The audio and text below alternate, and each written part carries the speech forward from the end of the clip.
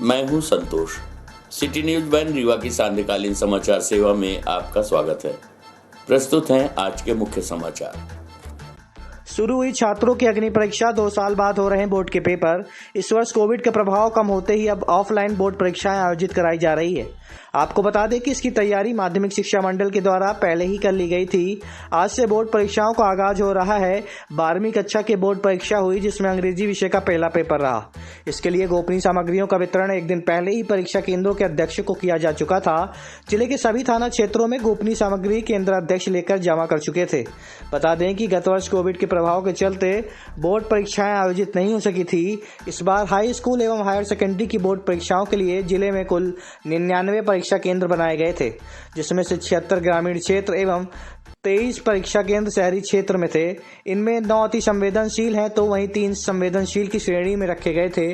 परीक्षा निष्पक्ष रूप से संपन्न हो सके, इसके लिए उड़न दस्ता टीम एवं पुलिस बल की भी व्यवस्था की गई है। इस वर्ष 60,000 से अधिक परीक्षार्थी बोर्ड परीक्षा में भाग ले रहे हैं। इनमें से हाई स्कूल कक्षा 10वीं के 37,284 विद्यार्थी तथा हायर सेकेंडरी कक्षा 12वीं में 22,798 परीक्षार्थी परीक्षा दे रहे हैं। परीक्षा का समय प्रातः 10 बजे से दोपहर 1 बजे तक है। वहीं कोविड-19 गाइडलाइन के चलते परीक्षा केंद्र में परीक्षार्थियों को सुबह 8:30 बजे से उपस्थित होने का समय दिया गया था, ताकि समस्त परीक्षार्थियों की थर्मल स्क्रीनिंग कराई जा सके। सभी परीक्षार्थियों के चेहरे पर मास्क भी दिखा। वहीं इनके लिए कक्षा के बाहर पेयजल की भी प्रॉपर व्यवस्था कराई गई थी। आपको बता दें कि पिछले 2 वर्षों से कोरोना के चलते बच्चों की पढ़ाई पर काफ़ी असर पड़ा है। पहले ऑनलाइन क्लासेस और फिर 50-50% के साथ स्कूलों में कक्षाएं संचालित हुई थी। इस दौरान रीवा के मार्तन क्रमांक 1 विद्यालय में आयोजित परीक्षा के लिए बनाए गए केंद्र अध्यक्ष सुधीर बांडा से चर्चा की गई तो उन्होंने बताया कि आज कक्षा 12वीं के अंग्रेजी विषय का पेपर हो रहा है, जिसमें हमारे केंद्र में 474 बच्चों की बैठने की व्यवस्था बनाई गई है। इसमें कुल 472 बच्चे उपस्थित रहे। वहीं मास्क, सोशल डिस्टेंसिंग एवं सैनिटाइजर की पर्याप्त व्यवस्था बनाई गई है तथा छात्रों द्वारा लाए गए मोबाइल को भी एक रूम बनाया गया है, जिसमें उनके नाम एवं पता सहित उस मोबाइल को वहां पर जमा कर दिया गया है तथा शांतिपूर्ण तरीके से परीक्षाएं संचालित हो रही हैं। प्रस्तुत रीवा से प्रखर Gupta, bureau report, public vibe. बेटा आपको खुशी तिवारी। काहे का एग्जाम था आज? किस तरह? इंग्लिश का। कोरोना जैसे लगा हुआ था, आप लोग की परीक्षाएं भी ऑनलाइन ऑफलाइन हो रही थी, कैसी व्यवस्था थी और क्या सब लग रहा था? व्यवस्था बाकी सब तो ठीक थी, लेकिन जो बोला गया था कि थर्मल स्क्रीनिंग होगी वो सब बच्चों की नहीं हुई थी। कुछ की थी, कुछ की नहीं हुई थी, बाकी सब ठीक था। पेपर कैसा गया? पेपर इजी भी था, बहुत अच्छा था और अकॉर्डिंग टू कोविड वो भी ठीक था। जी, काहे की परीक्षाएं चल रही है कब से? आज हायर सेकेंडरी की परीक्षा है, जिसमें अंग्रेजी विषय की परीक्षा चल रही है। किस तरह की व्यवस्था की गई है कोविड को लेकर के भी और सुरक्षा व्यवस्था की? कोविड प्रोटोकॉल के पालन के दृष्टिगत गेट पर ही सैनिटाइजर और थर्मल स्कैनिंग की व्यवस्था की गई है और जो परीक्षा कक्षा हैं उनके अंदर भी ये पूरा प्रयास किया गया है कि बच्चे सोशल डिस्टेंसिंग के साथ परीक्षा दें। मास्क वगैरह और मास्क की व्यवस्था सेंटर पर है, हालांकि सभी बच्चे मास्क लगाए हुए हैं, स्वयं को मास्क लेकर के आए हुए हैं बच्चे। सर, मोबाइल को लेके क्या इंतजाम किए गए हैं? मोबाइल पूरी तरह से प्रतिबंधित है परीक्षा में, और जो बच्चे मोबाइल लेकर के आए हुए थे उनका मोबाइल अलग से, उनका नाम वगैरह पूरा लिखवा करके अलमारी में रखवा दिया गया है पृथक से। कुल कितने बच्चे उपस्थित हैं आज की परीक्षा? अभी पेपर बटा हुआ है और अभी एक्चुअल स्थिति नहीं आई है और 1 घंटे बाद पूरी स्थिति क्लियर होगी। कितने बच्चे उपस्थित यहाँ पे है? वैसे सेंटर कितने बच्चों का है? 474। सर, आज ये स्कूल विद्यालय में काहे की परीक्षा है? आज हायर सेकेंडरी अंग्रेजी विषय की पेपर है। बच्चे पूरे 700 परीक्षार्थी यहाँ बैठे हैं और सब कोरोना-19 का मास्क, कोरोना मास्क से पहने हुए हैं बच्चे? पूरे हुए हैं। कोरोना गाइडलाइन को लेके पूरे पालन किया जा रहा है। कितने बजे के लिए की परीक्षा है ये? परीक्षा 10 से लेके 1 बजे तक। एक ही पाली में है कि 2 पाली में है? हवाई पट्टी का कलेक्टर ने किया निरीक्षण। ट्रेन का वादा पूरा, अब हवाई पट्टी का होगा विस्तार। बड़े शहरों की तरह रीवा में भी बनेगा सर्व सुविधा युक्त एयरपोर्ट, उतरेंगे बड़े विमान। आपको बता दें कि रीवा जिले को मॉडल जिला बनाने के लिए वृहद स्तर पर विकास का कार्य जारी है। विधानसभा अध्यक्ष गिरीश गौतम एवं स्थानीय विधायक राजेंद्र शुक्ला के द्वारा रीवा से कई अन्य ट्रेन चलाने का वादा पूरा करने के बाद अब मॉडल एयरपोर्ट बनाने का सपना पूरा होने जा रहा है। चोरहटा हवाई पट्टी का विस्तार करने की शुरुआत हो चुकी है। बीते दिवस रीवा कलेक्टर मनोज पुष्प ने चोरहटा हवाई पट्टी का निरीक्षण किया। निरीक्षण के दौरान एयरपोर्ट के लिए भूमि अधिग्रहण किए जाने सहित अन्य प्रस्ताव बनाकर कार्य योजना तैयार करते हुए शासन स्तर पर प्रेषित करने के निर्देश दिए गए हैं। आपको बता दें कि चौराहा हवाई पट्टी विस्तार के लिए रेलवे सहित स्टेशन आदि के निर्माण हेतु पर्याप्त भूमि की आवश्यकता होगी, जिसके लिए पूर्व में प्रस्ताव स्थानीय विधायक राजेंद्र शुक्ला एवं विधानसभा अध्यक्ष गिरीश गौतम के द्वारा दिया जा चुका है। माना जा रहा है कि जल्द रीवा जिले वासियों को मॉडल एयरपोर्ट मिलने वाला है, जिसके बाद अब रीवा से विभिन्न महानगरों के लिए हवाई सेवा शुरू हो सकेगी। निरीक्षण के दौरान कलेक्टर मनोज पुष्प, अपर कलेक्टर शैलेंद्र सिंह, एसडीएम अनुराग तिवारी एवं लोक निर्माण विभाग के अधिकारी तथा राजस्व विभाग के मौजूदगी देखी गई। गौशाला के पीछे गायों की कब्रगाह, तालाबों में मिले मवेशियों की कंकाल, जांच में जुटा प्रशासनिक अमला। आपको बता दें कि रीवा के रायपुर का चुलियान जनपद पंचायत क्षेत्र अंतर्गत चोरगढ़ी गांव में स्थित गौशाला के पीछे तालाब में आज मवेशियों का कंकाल मिलने से हड़कंप मच गया है, जिसके बाद मौके पर पहुंचे प्रशासनिक दस्ते ने मामले की जांच शुरू कर दी है। बताया जा रहा है कि गौशाला के पीछे बने तालाब में गायों की कब्रगाह बनाई गई है, जहां उन्हें मरने के बाद ऐसे ही फेंक दिया जाता है, जिससे उसकी दुर्गंध के कारण ग्रामीणों का जीना भी दुश्वार हो गया है। मगर फिर भी प्रशासनिक अमले के द्वारा मवेशियों को दफनाने की किसी भी प्रकार की व्यवस्था नहीं कराई जाती है, जिसकी वजह से आज तकरीबन दर्जनों मवेशियों के कंकाल मिले हैं। बता दें कि मध्य प्रदेश सरकार के द्वारा मवेशियों की सुविधाओं को देखते हुए पंचायत स्तर पर गौशाला बनाए जाने के दावे किए जा रहे हैं, जिससे गाँव में विचरण करने वाली मवेशियों को सुरक्षित रखा जा सके। मगर सरकार के दावे जमीनी स्तर पर खोखले ही नजर आते हैं, जिसकी वजह से ग्रामीण जनों को भी काफ़ी कठिनाइयों का सामना करना पड़ता है। ऐसे ही ताज़ा मामला सामने आया है रीवा जिले की रायपुर कचुलियान जनपद पंचायत क्षेत्र चोरगढ़ी गांव से, जहां 1 दर्जन से अधिक मवेशियों को मरने के बाद गौशाला के पीछे बने तालाब में ऐसे ही फेंक दिया गया, जिससे उसकी दुर्गंध की वजह से ग्रामीणों का जीना भी दुश्वार हो गया है।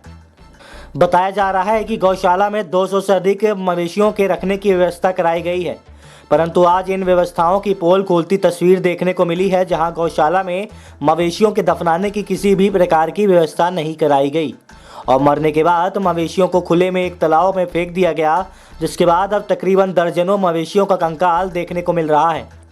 मामले को लेकर आज जब ग्रामीणों के द्वारा शिकायत की गई तो मौके पर पहुंचे प्रशासनिक अमले ने जांच का आश्वासन देते हुए उचित कार्रवाई करने की बात कही है। प्रस्तुत है ग्रामीण सहित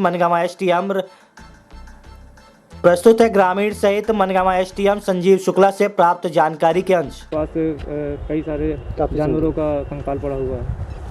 तो जानवर तो कुछ यहाँ गौशाला में भी जो वृद्ध है, जो बीमार है तो मर रहे हैं, कुछ अगल बगल के गांव वाले भी यहीं फेंक जाते हैं। भाई उनके लिए गंगा जी थोड़ी लेके जाएंगे, उनके लिए तो तालाब है स्थान। दफनाने की व्यवस्था नहीं की गई, ऐसे ही फेंक। हाँ, दफनाने की व्यवस्था नहीं है तो सब वहीं तालाब में ला के फेंक देते हैं। इलाज की कोई व्यवस्था नहीं की जाती आप लोगों को? नहीं, इलाज की व्यवस्था होती, लेकिन प्रॉपर जितनी चाहिए उतनी नहीं है। न उतनी भोजन की व्यवस्था हो रही है। दफनाने की क्या व्यवस्था की जाती है शासन स्तर पर? प्रशासनिक व्यवस्था भी तो कुछ नहीं है फिलहाल। ये चोरगढ़ी गौशाला है, रायपुर कचुलियान तहसील में। यहाँ गायों की कंकाल देखी गई है, तो वही मुझे ये सूचना मिली है, इसके कारण मैं स्वयं ही आज देखने आया हूँ। हालांकि मैंने सीओ जनपद को भी बोला था कि इसका निरीक्षण करें, और उनसे मेरी अभी बात नहीं हो पाई है कि उन्हें निरीक्षण करके क्या पाया है, पर मैं आज स्वयं ही देखने आया हूँ और देखता हूँ अगर कोई लापरवाही होगी तो कार्रवाई भी करेंगे। कितने की संख्या में मौत हुई है? अभी तो मैं देखा नहीं हूँ, अभी तो जस्ट आया हूँ, मैं विजिट करके देखता हूँ क्या व्यवस्था है यहाँ पे, और जो आप लोगों की न्यूज़ है वो उसको भी देखता हूँ कि उसकी क्या सच्चाई है। पहले मैं निरीक्षण कर लूँ, उसके बाद ही कह पाऊँगा इसके बारे में पूरा, आपको बता पाऊँगा। दफनाने की कोई व्यवस्था नहीं की गई क्या? होनी चाहिए निश्चित तौर से। अगर कोई मृत हो जाता है पशु तो उसको दफनाने की व्यवस्था होनी चाहिए, गड्ढा खोद करके। देखा जा रहा है सर, जगह जगह कई मतलब 2-3 स्थानों पे मवेशी के वो पड़े हुए हैं, सब पड़े हुए हैं। बिल्कुल, मैं निरीक्षण कर लेता हूँ, अगर ये बात सही है तो फिर अगर कोई दोषी व्यक्ति है तो उस पर हम कार्रवाई करेंगे। सर गौशाला की भी देख रेख कौन देख रहा है यहाँ? ये तो अभी शायद मेरे हिसाब से अभी सभी गौशालाएँ ग्राम पंचायत के ही अंडर में है, संबंधित ग्राम पंचायत ही देख रही है, अभी उसके संचालन की जिम्मेदारी उसी के पास है। सर गौशाला के अंदर जो गाय बंधी है उनके लिए खाने पीने की कोई व्यवस्था नहीं की गई है, हम लोगों ने देखा कैमरे में भी कैद की तस्वीर। ठीक है, श्योर, मैं निरीक्षण कर लेता हूँ, अगर नहीं है तो मैं संबंधित को निर्देशित भी करूँगा और दोषी व्यक्ति पर कार्रवाई भी करेंगे। गैलनों में भरकर जमीन में गाड़ रखी थी 1.5 लाख की अवैध शराब, आबकारी टीम ने जब्त कर की नष्ट। आपको बता दें कि आबकारी विभाग की टीम ने बुधवार को मऊगंज में छापामार कार्रवाई कर अवैध रूप से बनाई गई कच्ची शराब और लाहन जब्त किया है। वहीं जब्त शराब को मौके पर भी नष्ट कर दिया गया। आबकारी विभाग के अधिकारियों के अनुसार जब्त शराब की कीमत करीब 1.5 लाख रुपए आंकी जा रही है। जहरीली शराब पीने के कारण प्रदेश में हुई मौतों के बाद आबकारी विभाग अब ताबड़तोड़ अवैध शराब के कारोबारियों पर कार्रवाई करता नजर आ रहा है। इसी कड़ी में कलेक्टर रीवा मनोज पुष्प एवं सहायक आबकारी आयुक्त विक्रमदीप सांगर के निर्देशानुसार आबकारी टीम द्वारा मऊगंज में अवैध शराब के खिलाफ कार्रवाई की गई है। बुधवार को आबकारी विभाग की टीम ने मऊगंज में छापामार कार्रवाई कर 11 लीटर महुआ शराब के साथ ही भारी मात्रा में महुआ लाहन जब्त किया। वहीं पकड़े गए आरोपियों के खिलाफ आबकारी एक्ट के तहत प्रकरण पंजीबद्ध किया गया। जानकारी के मुताबिक कार्रवाई में कुल 12 प्रकरणों में 11 लीटर महुआ शराब एवं 21 से 40 किलोग्राम महुआ लाहन बरामद किया गया है। गौरतलब है कि आए दिन अवैध शराब पकड़ी जाने के मामले प्रकाश में आते रहते हैं। इसके बावजूद कुछ लोग हैं कि जो मानने को तैयार नहीं है। बुधवार को कार्रवाई के दौरान आबकारी उप निरीक्षक मनोज बेलवंशी, प्रभारी मऊगंज, शबनम बेगम, प्रभारी सिरमौर और गोकुल प्रसाद, अभिषेक त्रिपाठी सहित आबकारी विभाग की टीम के साथ नगर सैनिक मौजूद रहे। आपको बता दें कि सर्चिंग के दौरान टीम को गैलनों से भरी कच्ची शराब व गुड़हन मिली है। शराब को जब्त कर मौके पर ही नष्ट किया गया है।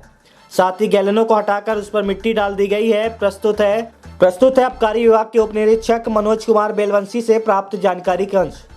ये कल कार्रवाई की गई थी, कई जगह जमीन के अंदर गड़ी दारू बरामद हुई। कितनी मात्रा में कहाँ कार्रवाई हुई सर? हम लोगों ने व्रत मऊगंज के अंतर्गत आने वाले नईगढ़ी थाने में एक गांव है भीर, जहां की शिकायतें हमें दिन ब दिन मिलती रहती हैं। तो सबसे पहले हमने भीर में छापामार कार्रवाई की थी।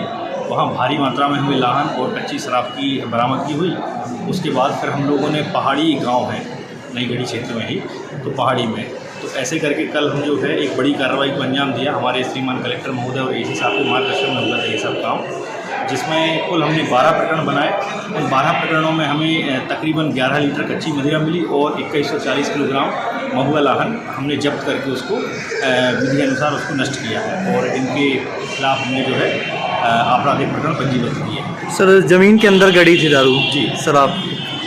हमने जो खेत हैं भीर गांव में, जो खेत हैं, खेतों के किनारों पर लोगों ने गड्ढे खोद करके और वहाँ पे कुछ 1-2 कैन 5-5 लीटर की शराब वहाँ पर गाड़ रखी थी और महुआ लाहन के जो डब्बे हैं प्लास्टिक के जरिए वो बहुत सारे उन्होंने कहीं 20, कहीं 25, कहीं 30 ऐसे करके भारी मात्रा में इन लोगों ने डिब्बे गाड़ कर रखे हुए थे, जिन्हें हमारे आबकारी दल ने जो है और मेहनत से निकाला और उसकी जब्ती करके हमने उनको नष्ट किया।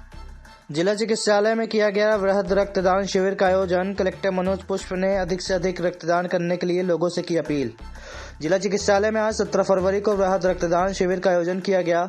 इस दौरान कलेक्टर मनोज पुष्प के द्वारा लोगों से अपील की गई कि जीवन का सबसे बड़ा दान रक्तदान करके हम किसी को नया जीवन प्रदान कर सकते हैं।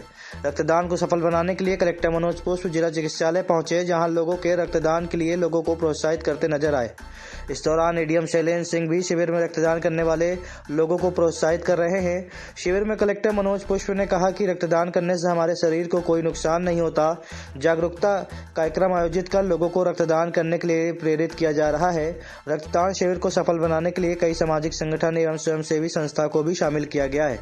इस दौरान रीवा कलेक्टर मनोज पुष्प एवं एडीएम शैलेंद्र सिंह द्वारा रक्तदान करने वाले लोगों को प्रमाण पत्र भी वितरित किए। प्रस्तुत है रीवा से प्रखर Gupta, bureau report, public vibe.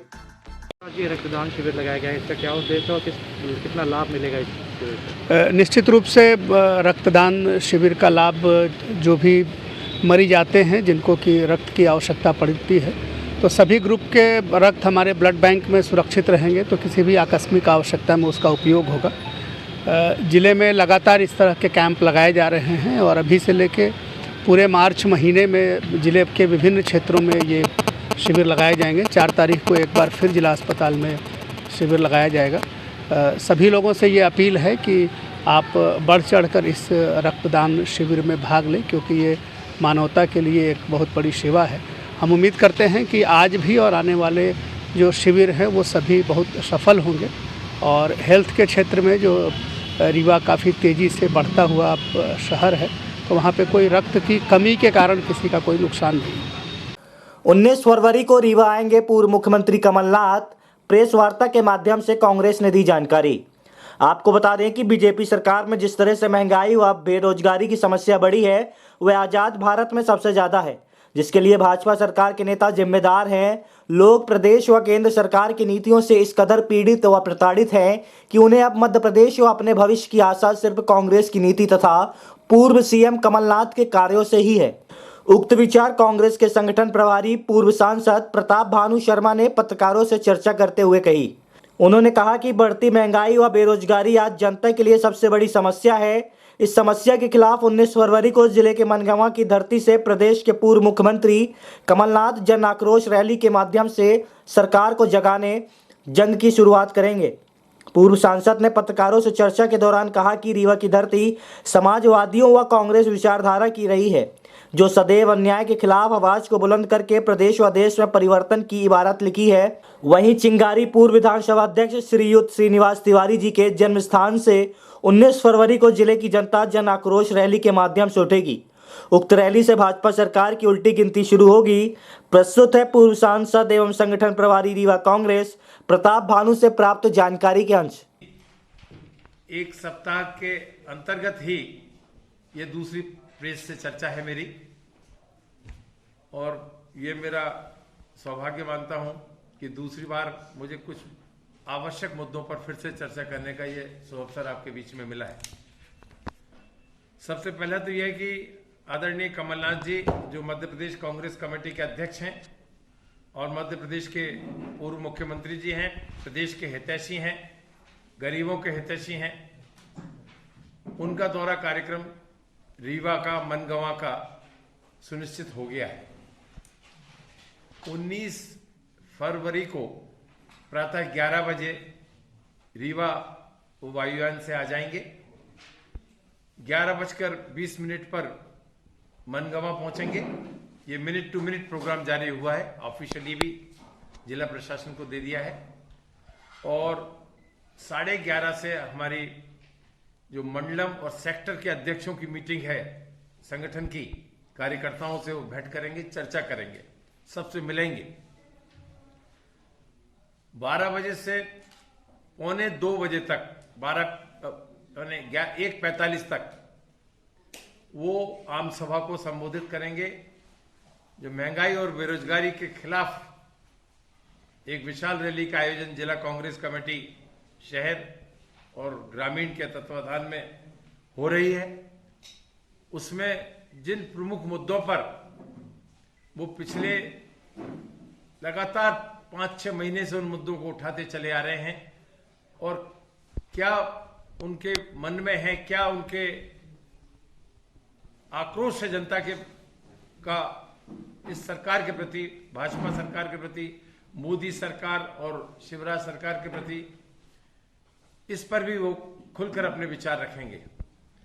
एक प्रतिपक्ष के जिम्मेदार नेता होने के नाते, जो कि कॉन्स्टिट्यूशन का संवैधानिक पद है मध्य प्रदेश की सरकार में, ये उनका दायित्व बनता है कि सरकार की असफलताओं को, जनता से जुड़े हुए ज्वलंत मुद्दों को वो पुरजोर तरीके से उठाएं, आम जनता को जागरूक करें, प्रशासन और जिले के मध्य प्रदेश की सरकार को सचेत करें कि उन पर सही समय पर सही फैसला करें। आज बेरोजगारी से लोग परेशान हैं। मध्य प्रदेश में कह तो दिया जाता है कि 2 लाख लोगों को रोजगार के शिविर लगा दिए, 5 लाख लोगों को रोजगार मिलेगा। मुझे नहीं लगता कि 5,000 लोगों को भी रोजगार उसमें मिला होगा। दिखावा बहुत है, झूठी घोषणाएं बहुत हैं, परंतु उसका फायदा प्रदेश के नौजवानों तक पहुंचा हो, शिक्षित वर्ग तक पहुंचा हो, ऐसा देखने में नहीं आया है। बढ़ा चढ़ाकर बात करना तो हर एक के बस की बात है, पर सरकार का क्रियान्वयन मुझे ऐसा लगता है कि जिम्मेदार लोगों के हाथ में नहीं है। सिर्फ कोरी घोषणाएं करने के अलावा कुछ उनके पास है नहीं।